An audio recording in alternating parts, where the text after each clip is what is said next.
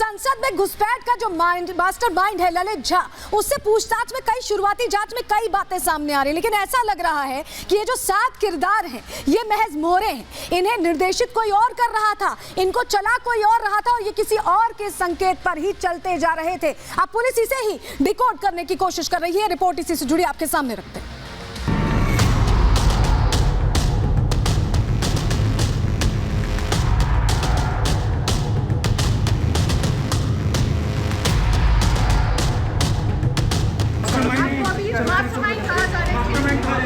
संसद भवन की सुरक्षा में सेंधमारी का मास्टरमाइंड ललित झा ज्यादा दिन तक चोर पुलिस का खेल नहीं खेल पाया।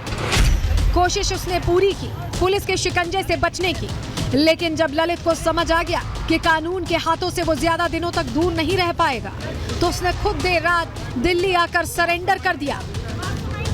लेकिन सरेंडर के बाद भी उसकी साजिश वाले चैप्टर का दी एंड वही नहीं हुआ। उसने पुलिस के सामने संसद में घुसपैठ की प्लानिंग से लेकर अपनी फरारी तक की कहानी बुन डाली।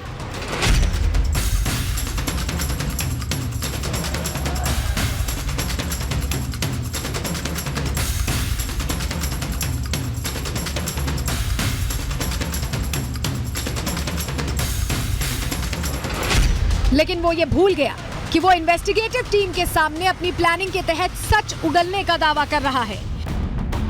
मास्टरमाइंड ललित झा ने अपना पूरा प्लान बेशक पुलिस के सामने रख दिया, लेकिन पुलिस ने उसकी बताई किसी एक थ्योरी पर भी विश्वास नहीं किया है। पुलिस जानती है कि आरोपी ललित झा बेहद शातिर है। अंदर की खबर में आज आपको मास्टरमाइंड के ब्रेन को 5 पॉइंट्स में डिकोड करके बताएंगे, जिससे ये साफ हो जाएगा कि संसद में घुसपैठ की पूरी साजिश रचने वाले पर भरोसा देश की सुरक्षा से खिलवाड़ करने के बराबर हो सकता है। मास्टरमाइंड का brain decode. Point number 1, Lalit Jha ने कई घंटों की पूछताछ में बड़ा खुलासा करते हुए बताया कि 13 दिसंबर के लिए 2 प्लान तैयार किए गए थे, प्लान ए और प्लान बी। सुरक्षा में सेंधमारी। Plan A.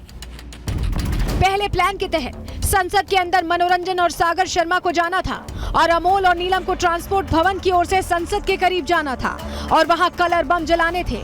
यही वो प्लान है जिसके तहत आरोपी आगे बढ़े। Plan B. प्लान बी ये था कि अगर नीलम और अमोल संसद के करीब नहीं पहुंच पाते तो उनकी जगह महेश और कैलाश दूसरी तरफ से संसद के करीब जाते और मीडिया के कैमरों के आगे कलर बम जलाते, नारेबाजी करते। लेकिन ये प्लान 12 दिसंबर की रात ही फेल हो चुका था, क्योंकि महेश और कैलाश गुरुग्राम में विक्की के घर पहुंचे ही नहीं। इसीलिए अमोल और नीलम को हर हाल में अराजकता फैलाने का जिम्मा सौंपा गया। पॉइंट नंबर 2, ये ललित का ही प्लान था कि सभी आरोपी विक्की के घर एक ही छत के नीचे 2 दिन तक रुके रहें, पूरे प्लान को समझें और फिर 13 दिसंबर को संसद में घुसपैठ कर दी। पॉइंट नंबर 3, ललित ने इस पूरी घटना को इस तरह से प्लान किया कि साजिश से जुड़ा कोई भी सबूत इन्वेस्टिगेशन के दौरान पुलिस के हाथ ना लग पाए।